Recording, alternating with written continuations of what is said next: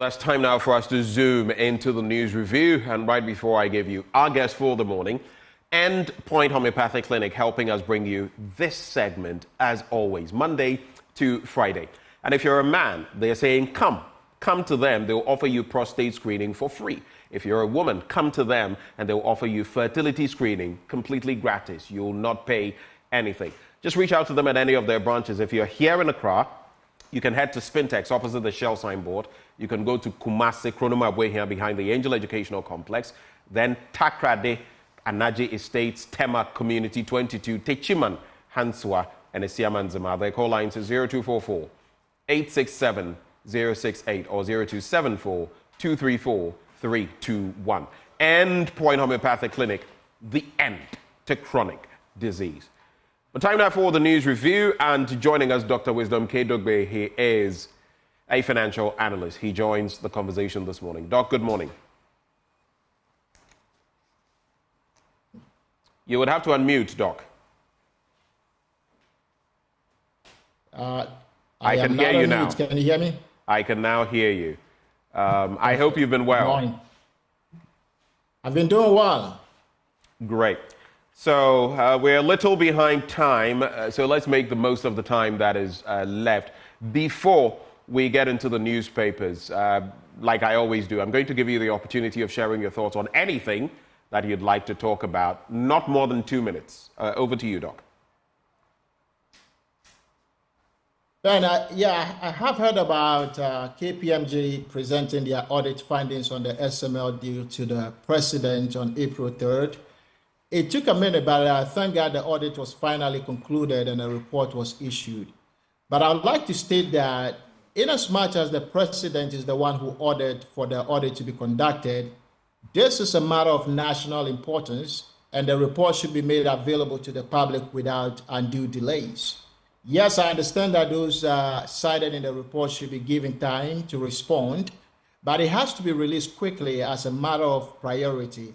It's not everything that should be a political issue, right? This one in particular, this SML deal, it should be viewed by Ghanaians as a matter of national importance, because how the resources of the nation are deployed should go beyond politics. It's easy to point to the general report and how that was released in full to the public. And again, without being political, we can use that as a precedent to how some of these audit reports are released to the public.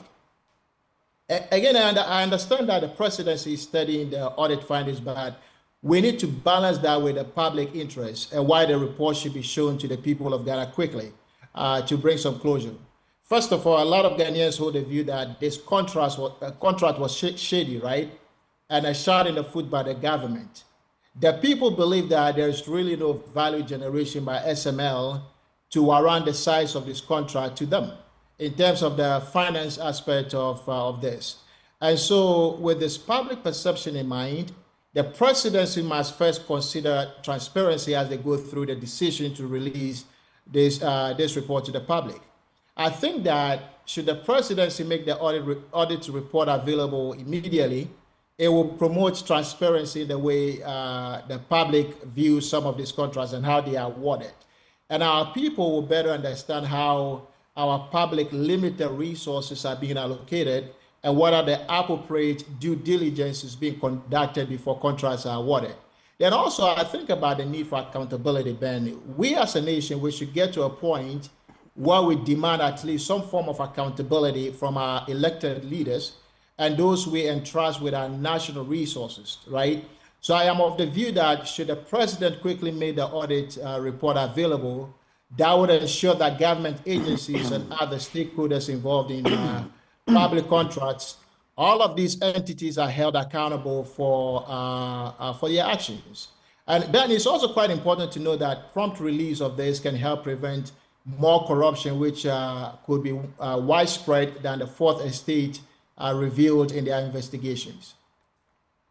Well, interesting dynamics in there. Yesterday, I had an interaction with Dr. Daniel Yao Domelevo, former Auditor General, and he said that, look, when it comes to corruption and all of that, it stinks to the high heavens. But in this specific case, the more you hold on to some of these reports, the more you create certain impressions, whether false or true, that something nefarious may be happening in the background.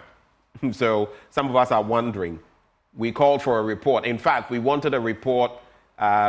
Parliament wanted to do its own thing. Other entities as well. The president said the KPMG should do it. Parliament said it will still go ahead. There were questions raised.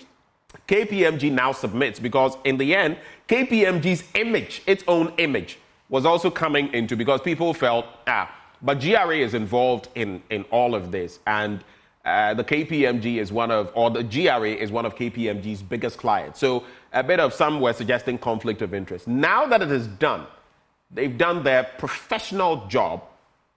If we can't know what the details are, if it takes too long, then of course you begin to wonder, what is in there? Is it distasteful to the administration? Is that why they are floundering, failing, stalling in terms of releasing this? No one knows, and no one is saying categorically that it is X or Y, but in the end, we want to know. The Ghanaian population has become very, I wouldn't say risk averse, but information conscious. And we want to know. We deserve to know. We deserve to know. Anyway, just 10 seconds more on that, if you don't mind. I think that the president also has a unique opportunity in this matter, right, to help restore public confidence and trust by quickly releasing the report. As to whether the president will be in a hurry to grab this opportunity or not, your guess is as good as mine. Anyway, since I don't know how to ask this, but what do you know about the power situation in town, especially as you've been? Yeah, I don't want to state categorically, but what do you know about the power situation in town? It's amazing, right? Our current administration campaign on this is doomed, so that's how you should call it. It is what it is. We campaign on this, and I think that, Ben, the population is growing, but I don't think that a lot is going into planning for our utilities to stay in sync with the population growth. So a lot of the times our leaders come and they make promises, they use the situation for political gain, and they come into office, and it's the same situation, right? I've had to experience a lot of power outages in just the 1 week that I've been here so far. It's just unbelievable.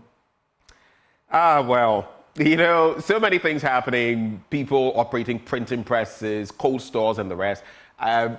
When I went to the makeup department this morning, I spoke to a colleague whose name I will not mention, who's on another morning show.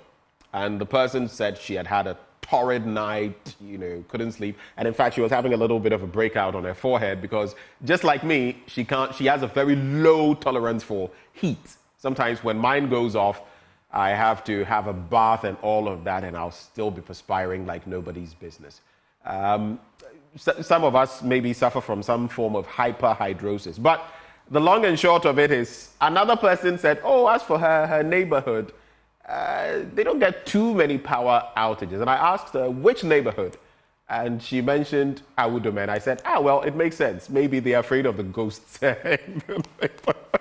But anyway, that's just by the by. Let's get into the Daily Graphic newspaper. GRA Commissioner General intervenes. First batch HIV drugs out Friday. Effective justice delivery strategy launched. Framework anchored on tech, speed, transparency. The Chief Justice has been speaking on that, Gertrude Tokonu, in respect of leading the way. I'll tell you a bit about that. Greater Accra RCC endorses GCGL, ZGL sanitation ranking. And the big one, voters registration May 7 to 27, SAL included in exercise. I'm talking about Santo Kofi, Akpafu, Lulubi, and Dikpe. Finally, it's coming home. On the back page, Ghana, Burkina Faso to resolve distorted boundaries in Upper East region, and Zango youth admonished to refrain from violent acts. One of the few times that you actually see the word spelled Zango instead of Zongo. Zango is actually the correct thing, so kudos to the Daily Graphic. And I'll just start from there. So the youth, particularly Muslims, have been admonished to refrain from acts that tarnish the image of the religion and put it into disrepute. The Wenchi Municipal Deputy Chief Imam, Alhaj Umar Suala, who gave the admonishment, noted that the youth and the Zangos have often been used to cause disturbances, especially during electioneering campaigns, making people associate the religion with violence. He was speaking in an interview with the Ghana News Agency after some Muslim leaders offered prayers for Dr. Matthew Opoku-Prempeh, the Minister of Energy, to be chosen as the new patriotic party running mate for the 2024 presidential election in December at Wenchi in the Bono region. Anyway, let me quickly sidestep that and move on. Now, all is set for this year's voters' registration exercise to be conducted across the country from May 7 to May 27, 2024. The exercise, slated for all 268 offices of the Electoral Commission, including Santo Kofi Akpafu, Lolobi, and Likpe in the Guan constituency in the Oti region, ranks high among some pertinent issues to be discussed when the EC engages the Inter-Party Advisory Committee in a crunch meeting in Accra today. Now, the voters' registration will be followed by another nationwide exercise to replace missing voter ID cards from May the 30th, 2024. Now, again, a highly placed source at the EC told the Daily Graphic that apart from the EC's district offices, 775 registration centers will be opened in distant and riverine areas to be handled by registration mobile teams. In addition, there will be registration centers in 25 public universities in the country. However, no registration centers will be opened in senior high schools. That will not happen. And then the EC's calendar of activities for the 2024 general election indicates that it will receive nominations of candidates for this year's presidential and parliamentary elections from September 9 to 13 to signal the final countdown towards the climax of the political season. You can get the rest of the details in the Daily Graphic newspaper. But looking at the timelines, looking at what the EC is saying, it's trying to open up so that many more people can get registered, especially on the back of the experiences from the district level elections and registration. Quick thoughts? But I think that the voters' registration exercise is of utmost importance in the nation's democratic process. And yes, I heard that Santo Kofi, Akpafu, Likpe, and Lolobi, all of these areas were sometime, I believe, disenfranchised. So I think it is the right step to include them in the voters' registration exercise. That is very good to know. That said, I hope that there will be some sensitization initiatives to drive our participation, right? This is how the citizens can exercise their franchise in selecting their leaders. So they need to be aware and even supported to go and do their voters registration. Everyone is entitled to vote for as long as they are citizens of the nation and they have their voices, right? They have their voices to be heard. They must be heard. We need this inclusivity as an essential element for our representative democracy. And I expect this to be the top agenda for IPAC meeting that is scheduled today. I also believe that the registration exercise helps maintain the integrity of the electoral system. By verifying the identity and the eligibility of voters, I think it helps prevent fraud, multiple voting, and other forms of electoral malpractice. And this can help or ensure that the polls are fair and transparent and reflective of the will of the people. And I believe that the IPAC members are keen on ensuring integrity in the electoral process as well. And when you think about the accuracy of voter rolls, right, the registration exercise, it should ensure that the list of eligible voters is up to date and reflects the current population. And I believe that accurate voter rolls prevent that alienation of eligible voters and help the credibility, and the legitimacy of the electoral process. Then also, in terms of planning and resource allocation, the voter registration exercise provides that valuable data for planning, Ben, and also resource allocation. It helps election authorities estimate the number of eligible voters in different regions, then allocate resources such as polling stations and election materials and plan effectively for the upcoming election. And I will conclude with the point that over the last few years, Ghana has done well in a smooth and peaceful transition of power, which is a hallmark of a stable democracy. And so by ensuring that the eligible voters are registered and can participate in elections, the registration exercise will contribute to that peaceful transfer of power and strengthen the democratic principles of our beloved nation. Right. Let's quickly dive into some other stories and then take it from there. I'll send three your way. Now, the first, I'm not going to get into, but it's on page 10. Scholarship Secretariat, Lessons for Free SHS. And of course, there's been talk about the fact that, listen, let those who can afford pay, right? Scholarships. Why are they getting scholarships when they can afford to pay? In other jurisdictions, I mean, you get it. So in most colleges and other parts of the world, that is it. It's need-based.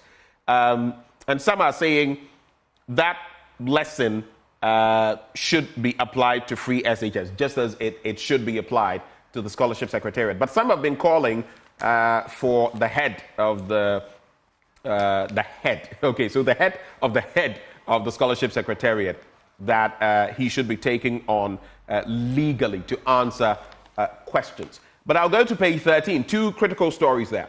Effective justice delivery strategy launched, framework anchored on tech, speed, and transparency. So the Office of the Chief Justice has launched the strategic framework to guide the implementation of efficient and effective justice delivery in the country, dubbed the Leading Justice Initiative. The framework, which is the vision of the Chief Justice, Gertrude Saki-Tokonu, is anchored on the use of technology to increase speed and transparency in the justice delivery system. Now, LEAD, L-E-A-D, is an acronym for Law, Ethics, Assets, Digitalization, and Due Process. Now, the launch also saw the introduction of 12 guidelines, directions, and a manual to help in the effective disposal of cases.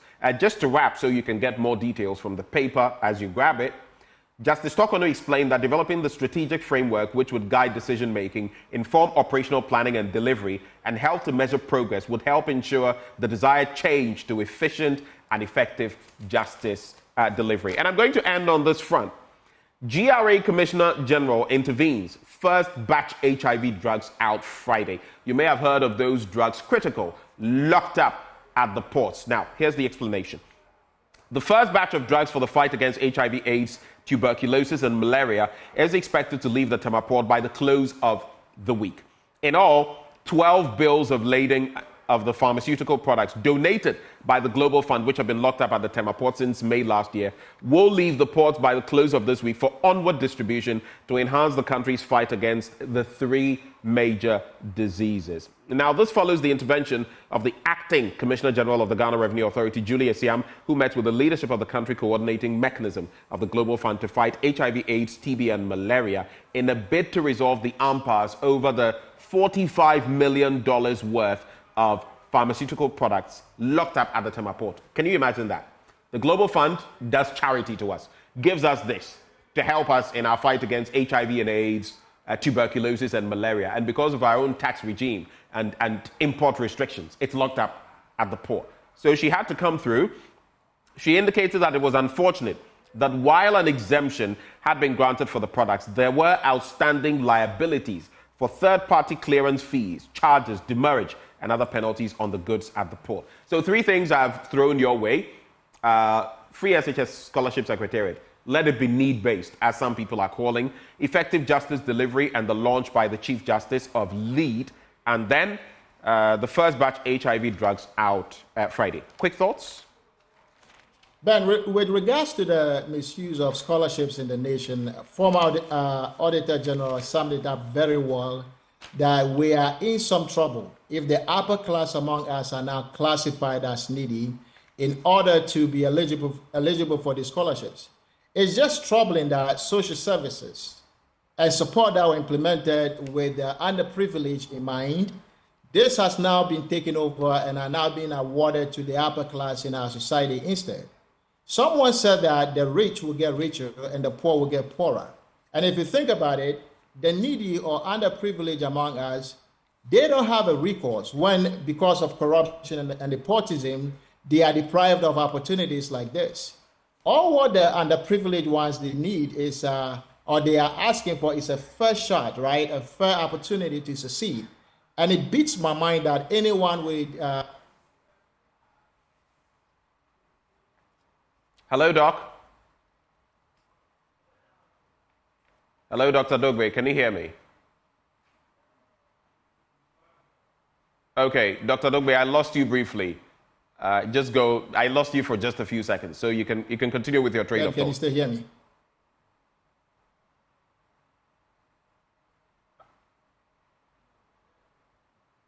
All right, we're having some challenges. Doc, can you hear me? Yes, I can hear you. Please go ahead. Good.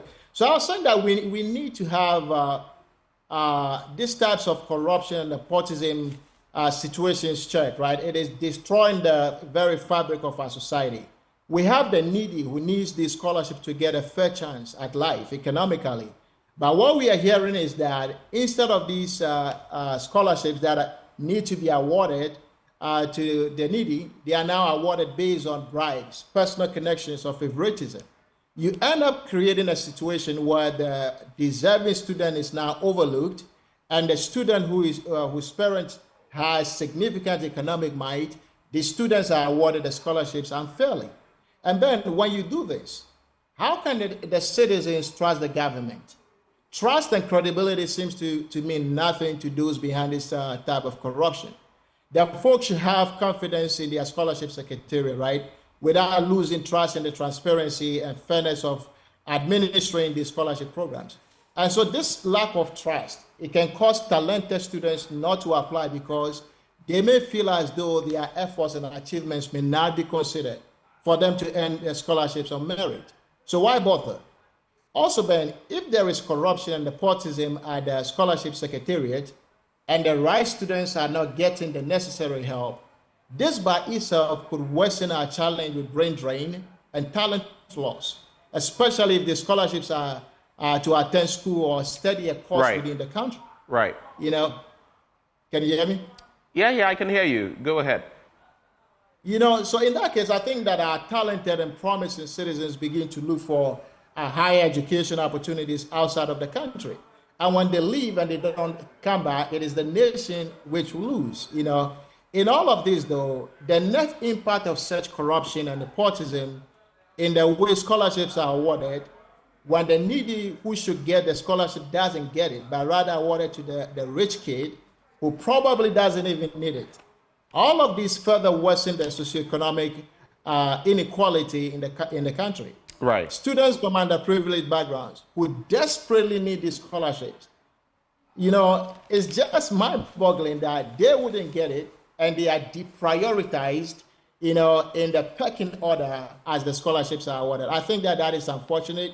And so I think that government needs to seriously investigate these allegations of nepotism and corruption at the scholarship secretariat and also strengthen the control that is governing how the scholarships are administered. Right. Let's get into other papers very quickly. We have just about 4 minutes to wrap on this. The Ghanaian Times, $40 million donated drugs are locked up at port. We've already spoken about that. Wager DVLA generates 8.6 million Ghana cedis in first quarter 2024. Chief Justice launches blueprint to transform judiciary. We've done that as well. 9 arrested for peddling fake news about genitals disappearance. This is also trending.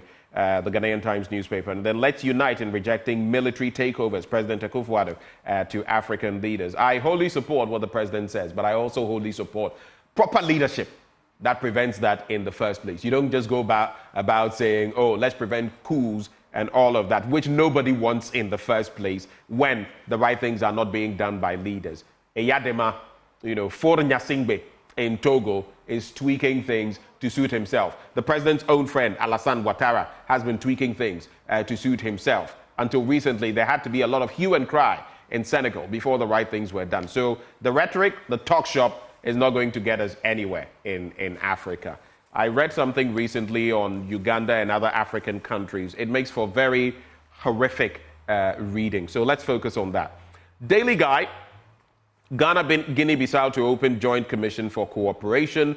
SHS enrollment goes high. And then let's make Veep president. Sami Ewuku, of course, who is managing the campaign of the vice president, says so. But let me just touch on the story about education. Ghana's education sector is reaching a watershed moment as the country sees unprecedented growth in senior high school enrollment. As of March 18, 2024, a total of 504,580 out of 554,033 students had been enrolled, representing 91.07%, compared to 448,803 out of 517,361 placed or qualified students. That is 86.75% in 2023. That is the story. We like to play about with numbers. It's not a bad thing, but what's the quality and what's the delivery? Quick thoughts on this, and then I'll just add 1 or 2 more thoughts and we're out.